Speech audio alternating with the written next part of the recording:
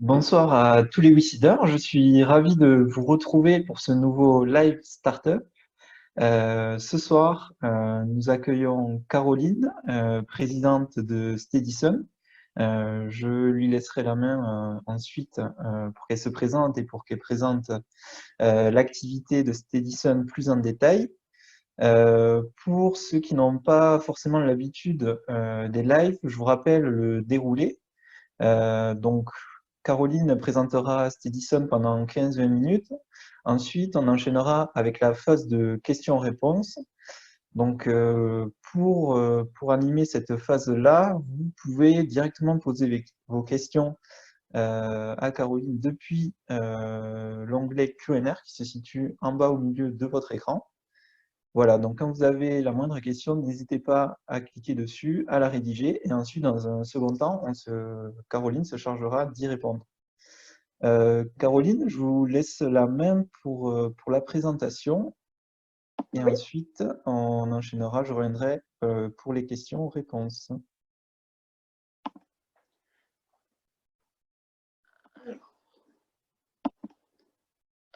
Donc, bonjour à tous, Caroline Deforest. Donc, je suis fondatrice et présidente de Steadison. Donc, Steadison, c'est une société qui a maintenant 7 ans d'existence et qui est spécialisée dans la prévision de production solaire. La prévision de production solaire, c'est pour avoir une meilleure intégration du solaire dans les réseaux. Donc, notre entreprise a maintenant 15 personnes, est issue du CEA INES et est située au Bourget-du-Lac, à côté de Chambéry, dans les Alpes. Donc, tout d'abord, je voudrais nous positionner, savoir quelle est notre mission. Donc, notre mission, c'est d'apporter une brique dans cette grande problématique qui est la transition énergétique afin de lutter contre le réchauffement climatique. Et on va apporter une brique principalement dans la partie énergie solaire.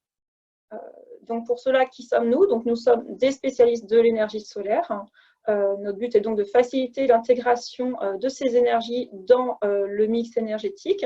Et pour ça, on a une société du coup qui a, comme je le disais, qui a 7 ans d'existence, spin-off du CEA INES, composé de 15 personnes avec un capital qui est dispatché entre fondateurs, business angels, InnoEnergy et CEA Investissement. Donc, tout d'abord, d'où venons-nous? Donc, on vient effectivement du CEA INES. Donc, le CEA, beaucoup de gens doivent connaître, c'est le commissariat aux énergies atomiques et aux énergies alternatives. L'INES, c'est une entité qui est l'Institut national de l'énergie solaire. C'est situé donc, au Bourget-du-Lac. Donc, nous, on est localisé dans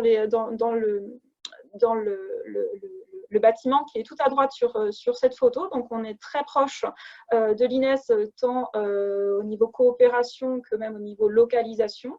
Et donc, l'INES, c'est un centre qui est doté de 22 000 m² d'équipements dédiés exclusivement au solaire, avec 400 chercheurs en R&D. Et c'est un centre de référence en France et en Europe. Donc, pour comprendre ce que l'on vend, je vous propose de vous mettre en situation. Donc, supposez que vous êtes un exploitant d'une très grande centrale solaire.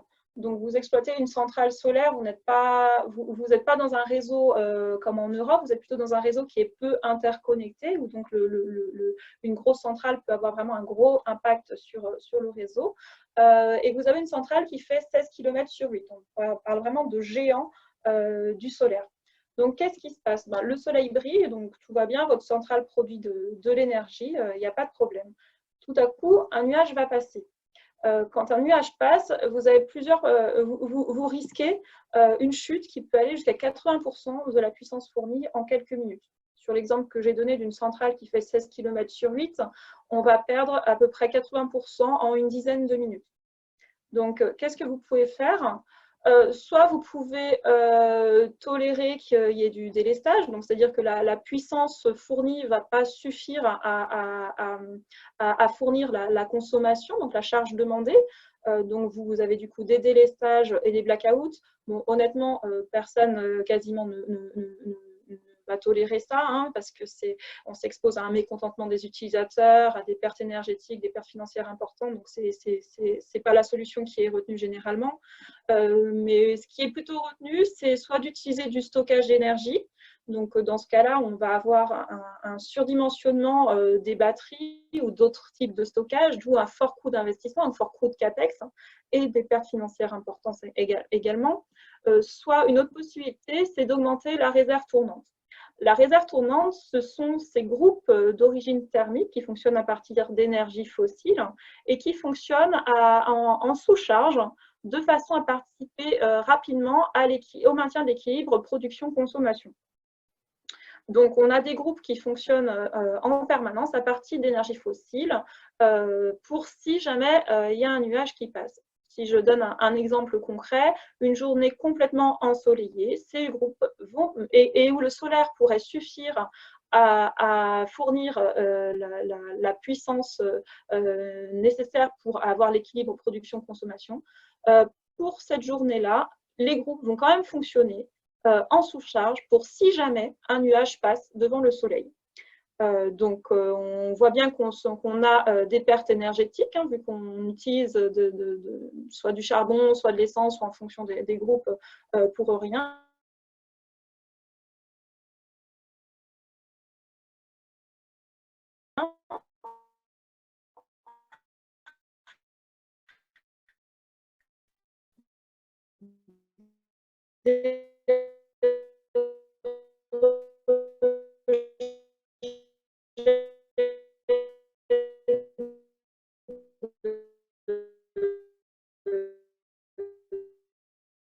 De CO2 et également une accélération de cette façon. Ils sont faits pour fonctionner avec des puissances consignes. Or là, on leur demande de fonctionner, de participer pleinement, très rapidement à des chutes de puissance qui sont drastiques. Donc, on a un accélération du vieillissement de ces groupes et du coup, on a encore des pertes financières importantes. La dernière solution qu'on a, c'est d'anticiper en utilisant des prévisions de production solaire. C'est donc ce qu'on va faire, nous, à Cedison. Donc, on fournit des prévisions de production solaire. Donc, grâce à nos solutions, le gain est immédiat, à savoir que ces groupes peuvent être arrêtés lorsque le risque est atténué. Donc, si on reprend cet exemple d'une journée pleinement ensoleillée, et bien effectivement, on va pouvoir stopper ces groupes. Un stockage moins important, donc un coût de CAPEX diminué. Et également, on peut avoir les exploitants de centrales qui vont éviter les pénalités au plan de production, car ils ont souvent des cahiers des charges, ils doivent fournir un plan de production, et s'ils s'en écartent, ils ont des pénalités. Grâce à des prévisions plus fiables, évidemment, ils ont moins de pénalités. Donc, grâce à nos solutions, on va avoir des pertes et des coûts qui vont être divisés par 2. Donc, les marchés cibles actuellement sont de 3 types. On a les réseaux peu interconnectés en termes de très grandes centrales solaires, l'exemple que je citais précédemment, de très grandes centrales, des centrales de type utility. Donc, ce sont des réseaux qui vont être au Moyen-Orient, en Afrique du Nord, en Australie, aux États-Unis. Des exemples de clients qu'on a actuellement sont par exemple Dewa à Dubaï ou 8 Minute Energy aux États-Unis. Le deuxième type de marché cible, ce sont les réseaux insulaires qui naturellement sont peu interconnectés, mais qui ont également des problématiques spécifiques de météorologie locale qui est compliquée à prévoir, qui ont donc besoin d'une météorologie plus fine. Donc, des exemples de clients, ça va être Cadran à l'île Maurice ou Électricité de Tahiti du groupe Engie. Le dernier type de marché, ce sont toujours des réseaux peu interconnectés, mais voire même là non interconnectés, que sont les micro-réseaux. Donc là, on a vraiment une cible qui est en Afrique, en Australie ou en Asie. Des exemples de clients, ça va être ABB en Australie ou les Resen au Maroc. Pourquoi maintenant? Pourquoi c'est maintenant qu'il faut investir dans Cedison et pourquoi c'est maintenant que le marché est là? C'est simple, les installations solaires, tout le monde le sait, elles croissent de façon exponentielle avec plus de 20% chaque année. Mais c'est surtout la proportion d'énergie solaire dans le mix énergétique qui est en train de changer.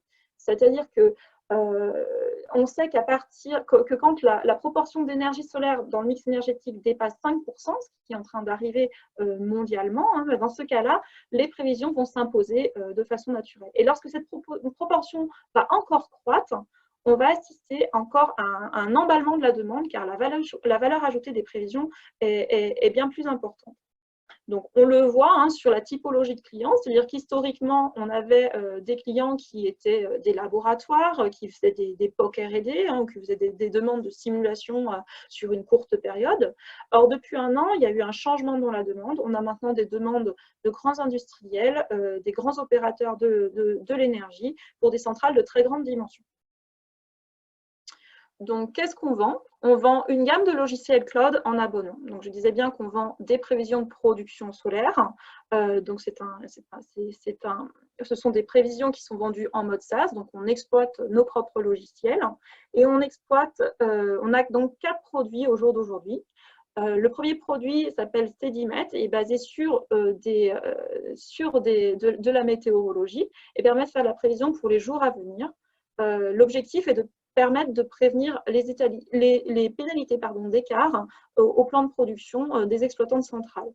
Ensuite, nous avons SteadyMet Plus, qui est une version améliorée de SteadyMet, qui utilise de la météorologie, mais qui également fait tourner des modèles de météorologie avancés sur nos propres systèmes de calcul. Et donc là, c'est particulièrement adapté au microclimat. Typiquement, je citais les réseaux insulaires juste avant, c'est sur ces problématiques-là que SteadyMet Plus va être intéressant. Et c'est de la prévision intraday qui va permettre de savoir s'il faut allumer ou non les générateurs, donc les groupes thermiques. Le troisième produit qu'on vend, c'est de la prévision intraday à partir d'images satellites. C'est le produit SteadySat qui permet du coup de prévenir les pénalités d'écart au plan de production, également quand on a des cahiers des charges sur une partie intraday. Le dernier produit qu'on vend actuellement sont les prévisions très court terme à partir de réseaux de caméras qui vont être situés sur site et qui vont permettre de scruter les nuages en permanence et donc de vraiment faire de la détection de rampe pour la prochaine demi-heure. C'est sur ce produit qu'on a la plus forte valeur ajoutée et c'est ce produit qui est vraiment déterminant pour beaucoup de clients. Donc, notre business model est basé sur la récurrence, à savoir qu'on a un abonnement à notre service de prévision. Hein, c'est la partie infinie sur la partie droite du graphique. Avant cet abonnement, on a une partie hardware si on a des caméras et une partie setup qui apporte un petit plus en termes de CAPEX. Et depuis peu, et ça va avec le changement de typologie de clients, depuis peu, nous avons des grandes études de dimensionnement, des gros projets qui arrivent en amont. De plus en plus sur vraiment des très grands projets qui ont besoin d'avoir des études de dimensionnement, soit des dimensionnements de réseaux de caméras, soit des dimensionnements de batteries sur des très grandes centrales. Et ça, c'est depuis peu, et c'est vraiment ce changement de dynamique de clients. Donc, nous sommes présents sur toute la planète. Actuellement, nous avons 40 clients actifs sur 691 sites équipés. Ça ne prend pas en compte, évidemment, les prestations qui ne sont pas de l'abonnement. Et on voit qu'on a des clients, effectivement, partout dans le monde, mais également sur toute la chaîne de valeur du solaire. À savoir qu'on a aussi bien des exploitants de centrales, des développeurs de centrales, des agrégateurs, on a du secteur de l'autoconsommation, on va avoir des gestionnaires de réseaux de transport, des gestionnaires de réseaux de distribution, on va avoir également des prestataires de services pour l'énergie solaire. Et voilà, on a vraiment des très grands de l'industrie énergétique. On voit, si on regarde rapidement, on voit des Engie, EDF Total, mais on voit également des DEWA à Dubaï, on voit également ABB, Solar Reserve, Terna. Donc, on est vraiment sur une très grosse valeur ajoutée sur toute la chaîne du solaire. Notre stratégie commerciale et marketing est de participer à des salons ciblés. Bon, Intersolar reste la référence dans le domaine chaque année. Voilà, mais on a également d'autres. Donc, Intersolar, c'est en Europe, c'est à Munich chaque année. On a European Utility Week, qui a lieu également chaque année, et le VTEX à Dubaï. Mais on a également d'autres salons auxquels on va participer. On va également augmenter la visibilité grâce à des actions de référencement sur la partie digitale. Effectivement, on a une solution qui est très spécifique. Il faut donc qu'on soit très visible pour que les clients puissent nous trouver très facilement. Donc, on a beaucoup d'actions sur cette partie-là. Et on bénéficie évidemment de la visibilité de l'INES au niveau mondial. À savoir que les négociations commerciales se font en direct avec ces grands comptes de l'industrie énergétique. Sur tous les clients que j'ai cités, ce sont bien des clients. Nous avons les contacts en direct avec eux. Nous allons mettre en place, ou nous avons déjà mis en place certains partenariats déjà sur des pays étrangers ou avec une culture très différente, par exemple l'Inde ou l'Australie. À savoir que le taux de transformation des propositions vers les commandes est actuellement supérieur à 50%.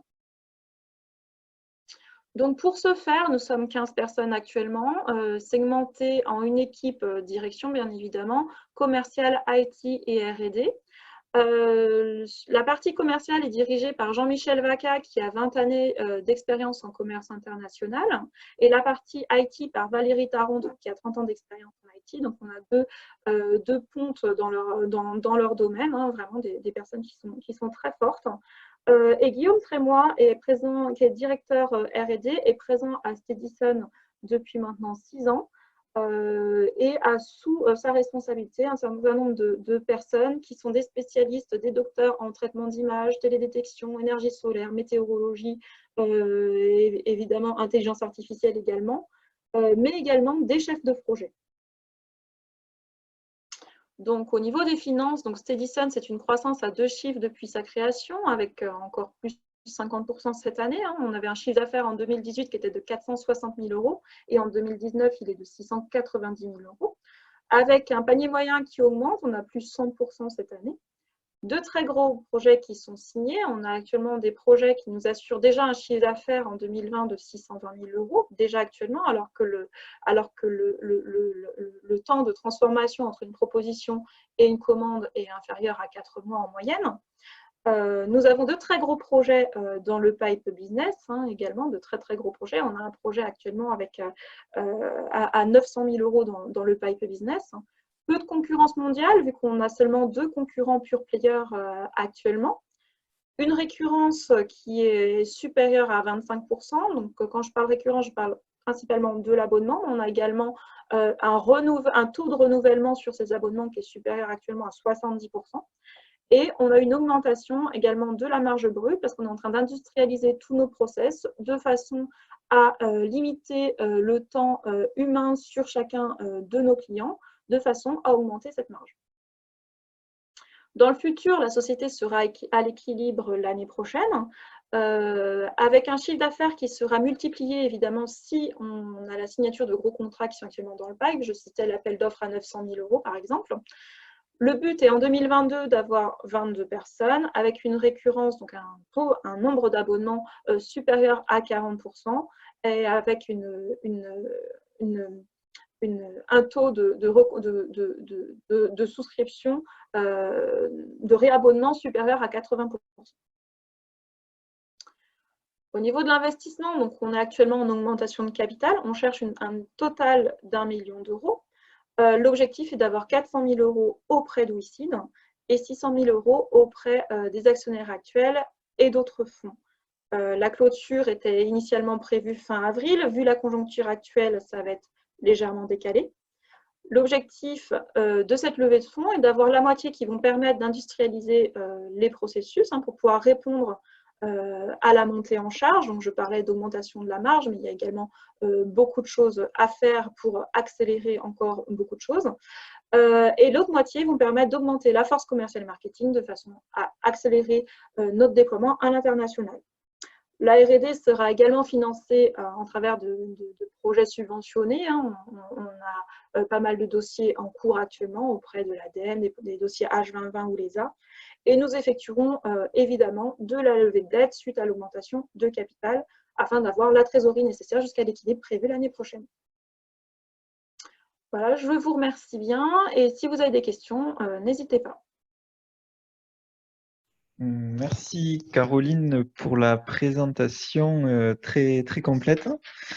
Donc maintenant, on va poursuivre avec la phase de questions-réponses. Donc on a déjà des questions présentes. Alors avant d'y répondre, je vous rappelle à tous de poser vos questions depuis l'onglet Q&R qui se situe en bas au milieu de votre écran. Voilà. Alors avant qu'on commence aux questions qui ont été posées, Caroline, vous pouvez peut-être faire le point. On connaît tous la situation actuelle avec le confinement, le Covid-19. Est-ce que vous pouvez résumer en quelques mots l'impact sur votre entreprise et quelles actions vous avez mis en place ces derniers jours, ces dernières semaines? Oui, bien sûr. Alors déjà, il faut savoir que donc on est tous évidemment en télétravail, hein. De toute façon, nos bureaux sont fermés, hein, et cela depuis lundi, il y a maintenant 2 semaines et demie. Voilà, donc ça, le seul impact qu'on va avoir, on va dire, c'est qu'il y a des livraisons de clients qui vont être très légèrement retardées, mais du coup, c'est juste une question de besoin en fonds de roulement pendant quelques mois. Mais normalement, l'impact est quand même très minimisé. Le secteur de l'énergie reste un secteur toujours fonctionnel. Donc, on est opérationnel, nous, actuellement, à 100% sur tous nos clients. Le seul problème sont effectivement nos clients qui sont confinés et qui refusent de recevoir du matériel actuellement. Donc ça, c'est juste une question de trésorerie sur peu de temps. Les actions qui ont été menées sont évidemment d'avoir mis les personnes qui n'ont pas la capacité d'être à 100% à Steadison en chômage partiel sur la proportion où ils ne peuvent pas être là. C'est en général les personnes qui ont des enfants et qui du coup ne peuvent pas être à 100%. Sinon, sur le secteur de l'énergie solaire, on a toujours le besoin, on a toujours des clients, on a toujours une forte dynamique. Donc, on n'est pas les plus en plaindre, on va dire, sur cette partie-là. Ok. Le soleil continue de briller Tout à fait. durant cette période. Du coup, on va enchaîner avec les questions. Alors, on a beaucoup de questions. Alors, on va commencer avec la première. Une question de Jean-Christian qui se demande, pas de marché en France. Donc, comme vous l'avez présenté, vous avez montré une carte du monde avec vos différents clients, vos différentes implantations. Voilà, du coup, vous pouvez peut-être préciser la part du chiffre d'affaires qui est réalisé en France, à l'international. Alors, pour le moment, effectivement, le seul marché qu'on a sur le territoire français, ce sont des points d'innovation. Je parle vraiment du marché métropole. Donc, ce sont pour être positionnés sur les appels d'offres de l'ACRE avec les points d'innovation. Le marché français est particulier parce qu'on a le nucléaire qui assoit énormément le réseau et qu'on a une très grosse interconnectivité effectivement du réseau. Donc c'est vrai que ce n'est pas là qu'on a la plus grosse valeur ajoutée. Néanmoins, on est présent sur tous les dom-toms et également on a énormément de clients français pour l'étranger. Voilà, donc la part du marché français est très faible, hein. On doit être à peut-être 10% de notre marché et sur vraiment le marché français intramuros. Ok, merci. Ensuite, on va prendre les questions dans l'ordre. Une question de Gaston, donc, qui, je pense, a été posée avant que vous présentiez la slide en question. Donc, pourquoi prévoyez-vous des pertes en 2020? Quand serez-vous rentable à l'équilibre? Donc, effectivement, on a des pertes en 2000. Pourquoi on prévoit de faire des pertes en 2020? Parce qu'on n'a toujours pas atteint la taille critique, hein, de Steadison, hein, pour pouvoir répondre à tous les clients. Également parce que le marché s'est fait attendre. Il est présent maintenant, mais il faut le temps de pouvoir l'attraper. Et donc, on sera rentable effectivement en 2021, vu la dynamique marché. Et donc, on sera positif et on commencera à gagner de l'argent l'année prochaine. Ok. Ensuite, une question de Yann. Comment l'entreprise s'est adaptée à la crise de Covid? Donc ça, vous l'avez présenté il y a quelques minutes. Si jamais vous avez raté la réponse, il y aura le replay qui sera disponible demain. Voilà. Donc ça, on a déjà répondu. Ensuite, une question de Nicolas. Alors, je vous la lis. Bonjour, bravo pour votre projet qui m'intéresse beaucoup. Avez-vous pensé à des partenariats avec d'autres sociétés qui ont fait l'objet de financements participatifs auprès de WICID et ont un lien avec le secteur de l'énergie? Donc, par exemple, Idealio, Comwatt, Lumine. Alors, juste en quelques mots, alors, sur chaque startup. Donc, Idealio, pour rappel, c'est une société qui produit de la chaleur, de l'énergie à partir de miroirs de Fresnel de concentration de l'énergie solaire. Ensuite, Comwatt, donc, ils commercialisent des box à l'attention des particuliers pour optimiser leur consommation d'énergie. Et Lumine, des fabricants, et ils commercialisent des lampadaires solaires. Donc, est-ce que vous avez envisagé des partenariats potentiels ou c'est encore un peu tôt? Alors là, pour le moment, c'est un peu tôt, effectivement. Honnêtement, j'ai commencé à en parler avec Maxime il y a 2 heures de temps, en fait. Donc voilà, donc c'est vraiment un peu tôt. Mais effectivement, je vais étudier quelles sont les entreprises actuellement qui ont été financées par WICIT dans le domaine qui nous intéresse pour voir s'il peut y avoir des synergies. Je suis ouverte effectivement à des partenariats. Je pense qu'on est plus fort quand on est plusieurs. Ok. Et après aussi, si je peux rajouter, donc là c'était sur la partie startup, mais on a aussi financé des projets ENR, donc avec des clients comme EDF ou Cadran, qui sont peut-être déjà de vos clients, donc ça aussi, ça pourrait être une piste. Si on enchaîne, la question de Yann, pour traiter une affaire à l'étranger, a-t-on besoin d'aller sur place? Alors, pour la partie technique, majoritairement non. Pour tous les projets classiques, on ne se déplace pas. Surtout les trois premiers produits que je citais, hein, qui sont basés à partir de météo, les deux de météo et le troisième de satellite, c'est tout fait chez nous en local. Donc, il n'y a vraiment pas de raison de se déplacer jamais. Sur le quatrième produit, qui est le réseau de caméras, majoritairement du temps, on expédie les caméras et on n'a pas besoin de se déplacer. Maintenant, sur des projets très compliqués, comme on est par exemple en train de déployer un réseau de caméras sur l'île de Tahiti, on expédie, on prépare tout, on expédie, et une fois que tout est expédié, on va sur place 1 semaine ou 2 pour valider que tout est mis correctement, parce qu'il faut être absolument sûr que tout a été fait comme il le fallait. Mais c'est vraiment des très très très gros projets. Majoritairement, c'est pas la peine.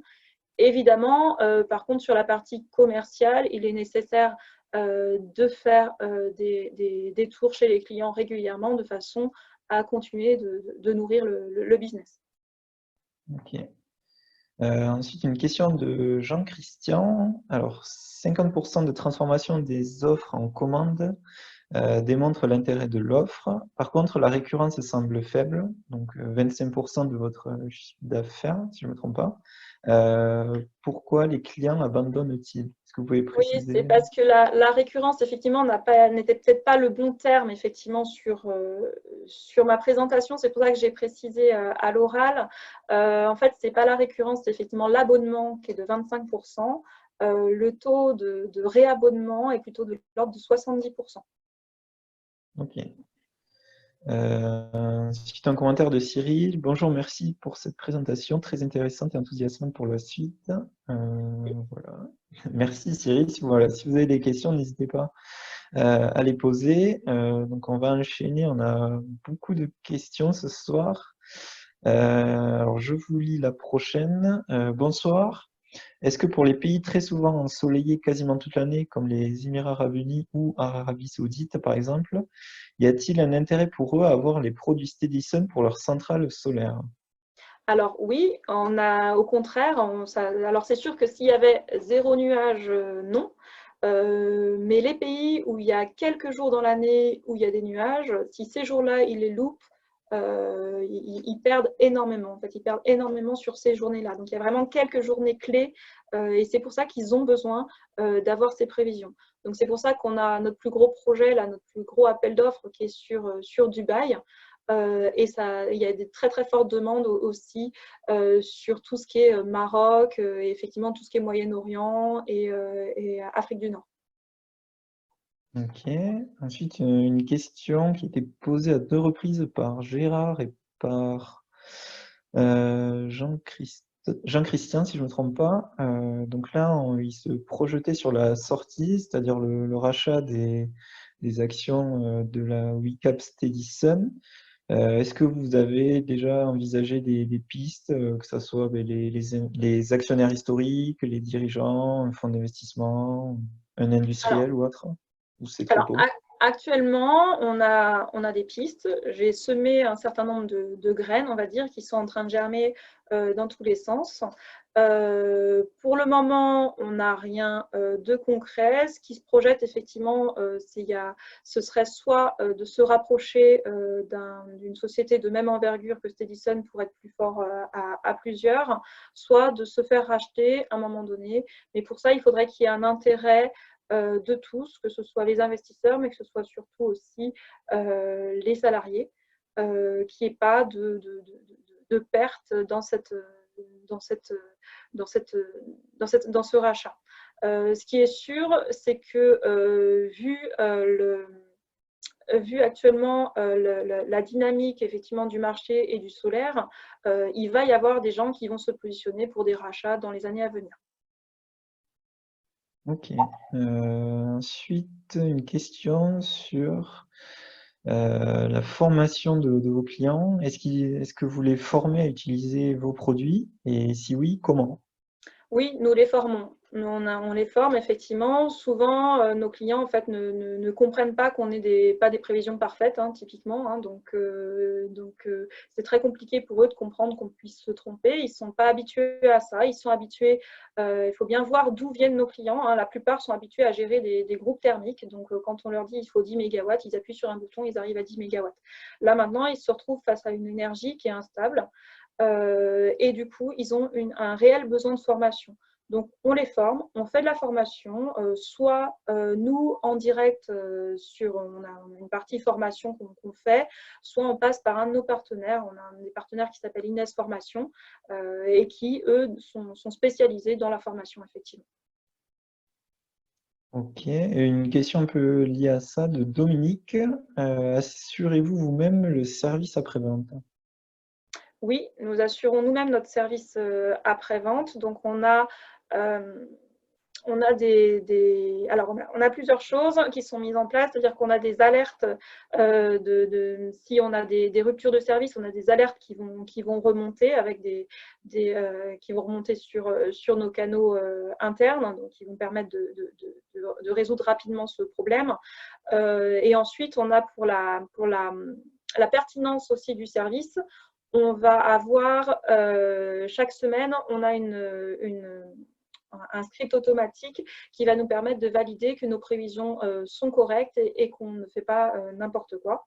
On a également des outils de monitoring de tous les PC, toutes les caméras qui sont sur site pour valider que tout fonctionne en temps réel. Ok. Ensuite, on va poursuivre avec une nouvelle question de Yann. Y a-t-il des zones géographiques où la prévision est plus difficile? Oui, oui, bien sûr. Sur justement les zones où il y a un climat spécifique, où il y a du brouillard typiquement, les choses comme ça, c'est très compliqué, où il y a du fort relief, c'est sûr que c'est beaucoup plus compliqué dans ces zones. Mais la valeur ajoutée reste importante parce qu'effectivement, du coup, on a une instabilité d'autant plus grande et ils ont d'autant plus besoin de prévision. C'est justement sur ces cas-là qu'on va avoir besoin de météorologie plus fine et c'est pour ça qu'on fait tourner à ce moment-là des modèles météorologiques plus complexes. Ok. Ensuite, une question. Avez-vous exploré le marché chilien? Voilà, on sait notamment que dans la partie nord du Chili, voilà, l'ensoleillement est très, très élevé. Il y a de grosses centrales avec un réseau peu développé. Est-ce que c'est un marché potentiel Alors, c'est un marché potentiel. Pour le moment, on n'a pas exploré effectivement le Chili. Ça n'a pas été dans nos cibles actuellement. Par contre, je suis preneuse de renseignements sur le sujet si la personne en question en a. Du coup, voilà, Cyril, si jamais vous avez des contacts ou autres, je vous laisserai revenir vers nous. Ensuite, alors, on a beaucoup de questions. Alors, une question de Cyril encore, hein, une autre. Que pensez-vous de la chute actuelle des cours du pétrole? Si cela se poursuit à long terme, ne pourrait-il pas retarder votre développement suite à une perte d'intérêt pour les énergies renouvelables et ou tout simplement un intérêt moindre à limiter l'utilisation des relais énergétiques fossiles? Alors non, j'y crois pas une seule seconde. Effectivement, il ne faut pas oublier que nos plus gros clients sont à des endroits où le pétrole ne coûte pas cher, hein, vu que je parlais de Dubaï. Donc, pour moi, le cours du pétrole, c'est quelque chose qui est très ponctuel, même si ça peut durer effectivement quelques années. Et là, nos clients, ils voient plutôt vraiment sur le long terme. Et la valeur ajoutée est telle parce qu'il y a le pétrole, évidemment, mais il y a aussi le fait, comme je disais, de l'accélération du vieillissement des groupes. Et ça, c'est du matériel qui coûte très cher, c'est un coût de CAPEX énorme. Et donc, l'intérêt ne peut pas diminuer seulement sur la variabilité du cours du pétrole. Okay. Ensuite, une question de Gaston sur vos concurrents. Alors, dans votre présentation, vous avez identifié 2 concurrents directs, on va dire. Est-ce qu'ils sont de la même taille que Steadison? Alors, je vais aller un peu plus en détail sur la concurrence, parce qu'il y a eu pas mal de questions dans la phase de vote. Donc, des concurrents, il y a pas mal de concurrents sur la partie prévision, sur la partie météorologie. Maintenant, ce sont des concurrents ce ne sont pas des pure players, ce sont des concurrents qui font ça vraiment à la marge et qui, du coup, ne tiennent pas la route par rapport aux performances. C'est-à-dire qu'on est benchmarké très régulièrement avec tous ces concurrents et on finit systématiquement dans les 3 premiers. Donc, on sait qu'ils ne vont pas tenir face à ça. Par contre, sur les 2 concurrents que je citais, ce sont vraiment des pure players, c'est-à-dire qu'ils ont toute la panoplie de services qu'on fournit et surtout la partie différenciatrice qui est la caméra. Et donc, eux, ils sont 2. Il y a une entreprise qui est de taille relativement identique à nous, qui est située à La Réunion. Et il y a une autre entreprise qui est un peu plus petite et mais qui commence à croître fortement actuellement. Ok. Ensuite, une question de Sébastien. Quels sont les 2 principaux risques identifiés pour l'atteinte des objectifs affichés et comment sont-ils traités? Seront-ils traités? Alors, les 2 principaux risques, ça c'est une bonne question, honnêtement. Les risques, c'est toujours… ouais, non, j'avoue que c'est très compliqué parce que les risques, j'ai essayé de tous les prévoir justement et j'ai fait mon business plan à la baisse en anticipant que tous les risques étaient déjà étaient perdus. Donc, on va dire que les risques qui restent, effectivement, si on a des personnes qui vont… Comme on est quand même qu'une petite structure, on est encore qu'une quinzaine de personnes, il y a des personnes clés. Donc, s'il y a une personne qui se casse une jambe ou qui a un problème encore pire, c'est vrai que là, ça va être très compliqué pour la société, même si justement pour éviter ça, on essaye de multiplier les connaissances des uns et des autres et qu'il puisse y avoir des personnes qui reprennent le flambeau si jamais quelqu'un est impacté. Le deuxième risque, ça reste effectivement quand même actuellement le Covid-19, qui fait que si ça se prolonge longtemps, il va forcément y avoir un impact. Pour le moment, comme je disais, l'impact est limité. Après, en fonction des pays qui vont être en confinement et qui vont sortir du confinement et à quelle vitesse ça va se faire, effectivement, c'est ça le principal risque. Moi, pour anticiper ça, j'ai fait un plan de maintien d'activité et je suis en train de peaufiner un plan de reprise d'activité de façon à anticiper effectivement au maximum les risques liés à ce problème-là. Ok. Ensuite, on a plusieurs questions plutôt liées à votre technologie. Dans une question de Yann, je comprends que ce qui fait la valeur de la société est la brique technologique. Est-ce exact? J'ai pas compris, désolée. Ça a dû couper. Alors, oui, alors je vais répéter la question. Alors, une question de Yann. Je comprends que ce qui fait la valeur de la société est la brique technologique. Est-ce exact? Oui et non. C'est-à-dire qu'il y a la partie technologie, mais il y a surtout les personnes. C'est-à-dire que si demain on garde le logiciel mais qu'on n'a plus les personnes, ça ne va pas marcher quand même, parce qu'il y a la partie logiciel applicative, il y a la partie R&D actuellement qui continue d'exploser et la partie IT qui continue d'exploser.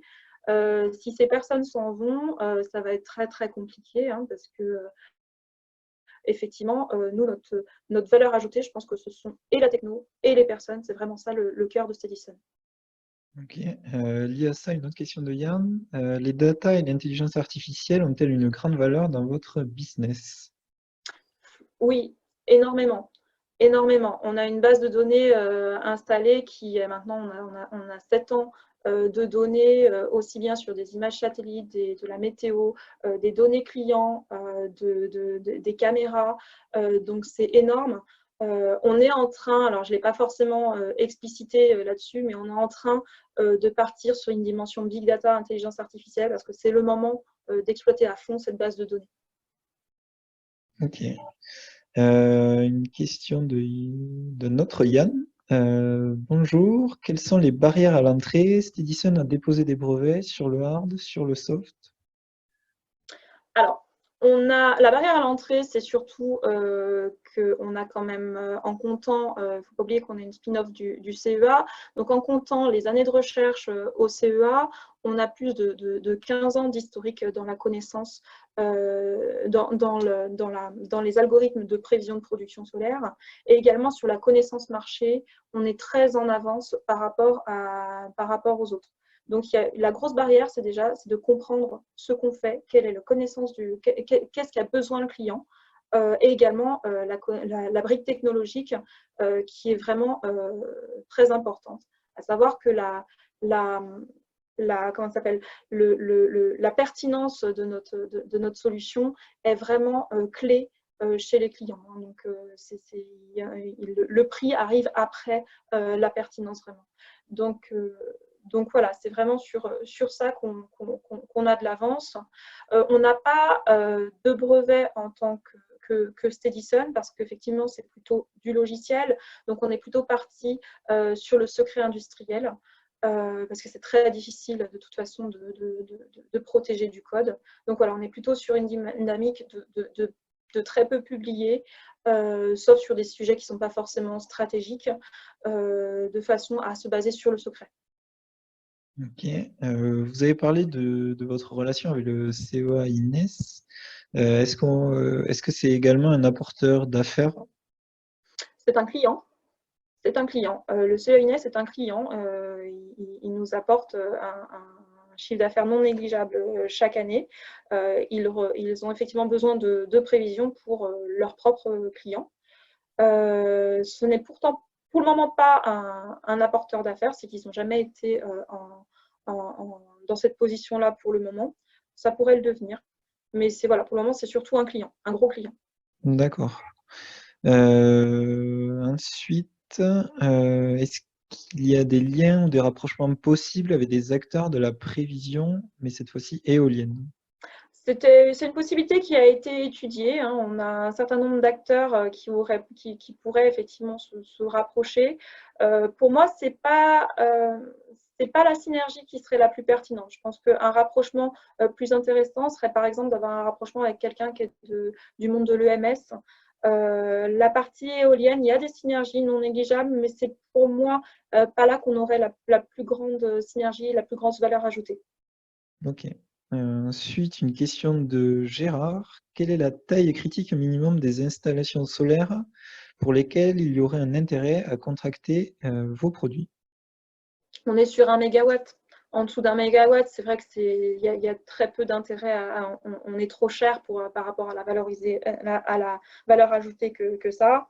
Ça, c'est actuellement. On est en train, comme je disais, d'industrialiser. C'est aussi pour pouvoir livrer des capacités plus petites et avoir une capacité de baisser nos prix sur des plus petites installations et du coup d'améliorer la valeur ajoutée des clients sur des plus petites installations. Et pour le moment, c'est 1 mégawatt. Ok. Une autre question sur le CEA. Est-ce qu'il est au capital de Steadison? Oui, Oui. tout à fait. Ok. Donc, CEA qui est actionnaire de la société. C'est CEA Investissement. CEA Investissement. Ok. Ensuite, une autre question sur l'actionnariat de Jean-Christian. Est-ce que les personnes clés sont attachées à l'entreprise à travers des participations? Est-ce que sont au capital tout simplement de la société? Oui, Sur les personnes que j'ai marquées dans le slide sur l'équipe, hein, on a donc il y a moi évidemment et il y a 2 autres personnes qui sont attachées au capital. Il y a une seule personne qui n'y est pas pour le moment, qui est notre directeur commercial, mais il est intéressé d'autres façons avec un variable intéressant et évidemment sur le montant du chiffre d'affaires annuel. Donc voilà, mais effectivement les 2 autres sont montés au capital. Ok. Ok. Alors ensuite, une question de Dominique. Y a-t-il un taux d'erreur des prévisions au-delà duquel vous faites un geste commercial? Et est-ce que vous pouvez quantifier le taux d'erreur que vous proposez tout simplement? On assure d'avoir une erreur en termes de. Bon, après, ça dépend des calculs d'erreur, mais on va dire on assure d'avoir une erreur inférieure à 5%. En général, dans des pays type la France ou des pays où il n'y a pas beaucoup de relief, on est plutôt à 3% d'erreur. Et il nous arrive de mettre en place des systèmes de bonus-malus pour rassurer les clients, mais on n'a jamais eu besoin de les appliquer pour le moment, en tout cas sur la partie malus. Ok. Ensuite, une question de Cyril. Avez-vous des clients dans les centrales solaires thermiques, par exemple la géante du Maroc, Nour Ouarzazate, si je prononce bien? Alors, nous avons des centrales CSP dans nos clients. Sur l'appel d'offres de Ouarzazate, on était positionné, on a eu la meilleure note technique hein, sur cet appel d'offres. On n'a jamais réussi à se mettre d'accord sur le prix parce qu'ils voulaient qu'on vende à perte concrètement et à un moment donné, on a dit non, il faut aussi qu'on puisse gagner de l'argent. Donc on a refusé, on n'a pas réussi à se mettre d'accord sur le prix, on était d'accord sur effectivement sur la partie technique, par contre on a eu la première note technique. Nous avons par contre des clients en CSP qui sont aux États-Unis avec Solar Reserve sur la centrale de Crescendune, si ça peut intéresser les uns et les autres. Ok. Ok, donc là on se rapproche de la fin du live, mais on va essayer enfin, vous allez essayer de répondre aux dernières questions. Essayez d'aller vite. Voilà, du coup, alors je vais prendre dans l'ordre. Une question de Yann. Est-ce que l'on parle avec les clients en irradiance luminosité ou en kilowattheure? On fait des prévisions de production solaire, donc en kilowattheure, Ok, voire en kilowatts. ok. Ensuite, a-t-on des affaires avec EDF partie Nouvelle Énergie? Pas EDF Nouvelle Énergie. On a fait des affaires avec plusieurs branches d'EDF, mais pas avec EDF Nouvelles Énergies. Voilà. Et si vous voulez revoir des exemples de clients, il y a une slide très complète que vous avez présentée tout à l'heure. J'ai marqué juste EDF, effectivement, mais je n'ai pas forcément envie de divulguer qui d'EDF, effectivement. Je n'ai pas forcément le droit. Ok. Ensuite, le matériel que vous mettez en place, par exemple les caméras, est-il fabriqué en France? Le matériel, les caméras sont assemblées en France dans une entreprise qui est juste à côté à Chambéry. Là. Par contre, les pièces sont récupérées chez les fabricants qui malheureusement viennent de Chine. Ok. Une autre question de Yann. Est-ce que les business angels au capital actuellement vont de nouveau souscrire à cette augmentation de capital? Une bonne partie ont prévu effectivement de resouscrire au capital sur cette augmentation de capital. Ensuite, une question. Alors, quelle était la dynamique de la collecte avant le confinement? Là, je peux peut-être prendre la main. Donc, avant le confinement, donc, il y a 2 semaines, donc la dynamique était très bonne. C'est vrai que depuis le confinement, ça a un petit peu ralenti. Mais voilà, on espère que la dynamique va reprendre comme elle avait commencé dans les jours et dans les semaines qui arrivent.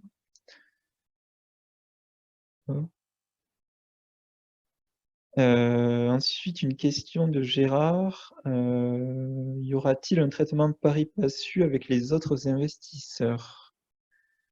Alors, généralement, là, je vais me permettre d'y répondre. Gérard, quand on fait une levée de fonds et que plusieurs investisseurs souscrivent au capital en même temps, en général, ces investisseurs ont les mêmes droits et actions. Voilà, donc il y aura ce pari passu là. pour ce tour de table. Une question de Gérard, y a-t-il des BSA ou options qui ont été prévues distribuées aux salariés? Donc non, il n'y a pas eu de BSA ou option, mais il y a eu même des actions sur certains salariés. Ok. Ensuite, bon, les deux dernières questions, je vais y répondre. La première sur la justification de la valorisation. Alors Gérard, là, je vous inviterai à envoyer ou à poser votre question directement depuis l'espace commentaire. Et ensuite, on se chargera de répondre, de vous envoyer un mail à ce sujet-là, voilà, pour vous expliquer cette valorisation. Et ensuite, une question d'Olivier. Est-ce que toutes les réponses aux questions du live seront retracées sur le site de WeSeed? Alors non, elles ne seront pas retracées, mais la vidéo de ce live sera disponible dès demain. Donc vous aurez accès à ce replay pour pouvoir revoir les questions et les réponses si jamais vous les avez ratées. Voilà, donc on a fini avec cette phase de questions-réponses. Donc on a eu beaucoup de questions ce soir. Caroline, avant de clôturer le live, est-ce que vous avez des derniers mots à dire? Voilà, pourquoi les WeSeeders devraient investir dans Steadison? Oui, bien sûr, j'ai envie de dire, investissez parce que le secteur de l'énergie continue de prospérer même actuellement, hein, et sinon, par contre, prenez soin de vous actuellement vu le Covid-19 et puis restez chez vous. Ok, ben on va se quitter sur ces mots. Voilà, comme je l'ai dit tout à l'heure, le replay sera disponible dès demain. Si jamais vous avez des questions complémentaires, bon là c'est vrai que vous avez répondu à pas mal de questions, mais si jamais il y a d'autres questions qui arrivent dans les jours qui arrivent, je vous invite à les poser directement dans l'espace commentaire et Caroline se fera un plaisir d'y répondre. Voilà, donc pour nous, on se retrouve la semaine prochaine pour un nouveau live, même jour, même heure. Et voilà, et d'ici là, prenez soin de vous, de vos proches, et à bientôt. Bonne soirée à tout le monde. Merci, au revoir.